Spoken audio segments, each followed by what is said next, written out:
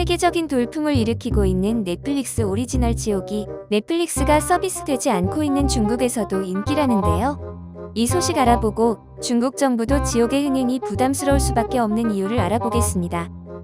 오징어 게임에 이어 지옥도 중국에서 불법 유통이 이뤄지고 있는데요. 야, 중국 너희들 진짜 혼난다.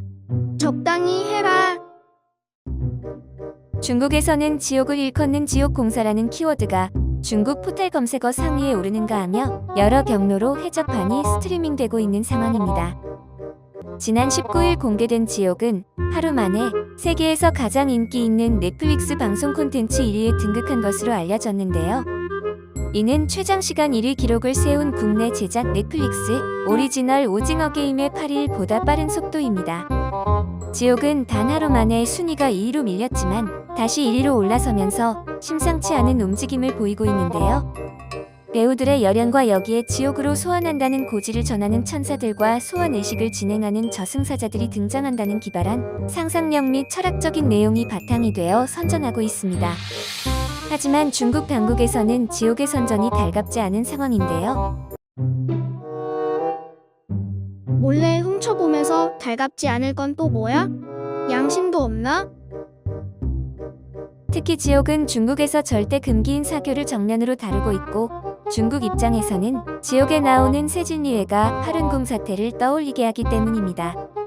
중국 정부는 종교 집단인 파룬궁 신도를 지속적으로 탄압해왔고 이에 항의하는 신도들이 중국 수뇌부 집단 거주지 중난하이에서 시위를 벌인 데 충격을 받고 파룬궁을 사교로 규정하고 모든 활동을 금지한 바 있습니다.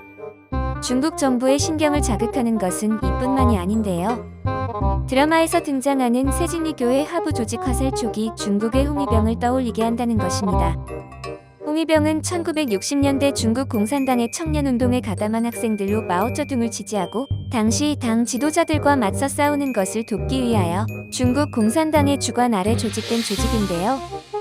홍위병들은 중국의 구시대적 문화유산을 제거하고 정부 내의 부르주아적 요소로 간주되는 모든 것을 축출하는 데 앞장선다는 명목으로 학자, 선생 등 수십만의 지식인을 공격하고 박해의 중국의 문화를 100년 후퇴시켰다는 평을 받고 있습니다.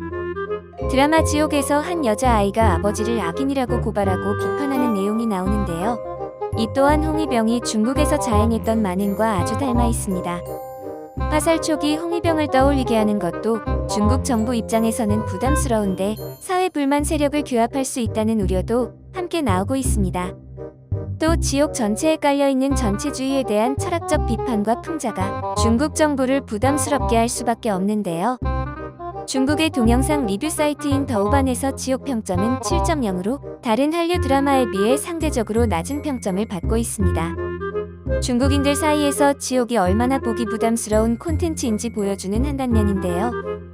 궁금해서 지옥을 훔쳐는 보지만 자기 검열에 빠져 마냥 웃을 수 없는 중국인들의 심리를 반영한 것으로 보입니다. 중국 네티즌들 반응 보고 마무리하겠습니다. 유아인과 지옥의 사회주의 노선이 가장 큰 지옥의 관전 포인트. 지옥 평점이 왜 이렇게 낮니? 분명히 사회 현실에 대해 너무 풍자가 많다. 언론과 매스컴의 힘의 등골이 서늘해졌다. 아무리 초자연적인 귀신이라도 인간의 사악함보다 못하다. 전 인민을 위한 마르크스주의를 배우는 것은 기할 데 없이 올바른 선택이며 오직 무신론자들만이 용감하게 나아갈 수 있다는 것을 이 드라마를 통해 알게 되었어요. 한국만이 컬트 장르를 잘 쓸 수 있다. 권력 남용과 맹목적인 숭배는 정의의 망토에 쌓여있다는 인간 본성의 약점이 드러납니다. 이래서 3화를 보면서 나는 2019년 홍콩 폭력 사태의 각색이라고 부르고 싶다. 유사성을 보여주는 드라마입니다. 내가 웬만하면 안 나오려고 했는데 마지막 댓글 세진리교를 어떻게 홍콩에다 갖다 붙이냐. 고깃밥 먹고 풀똥 싸는 소리 하지 마라.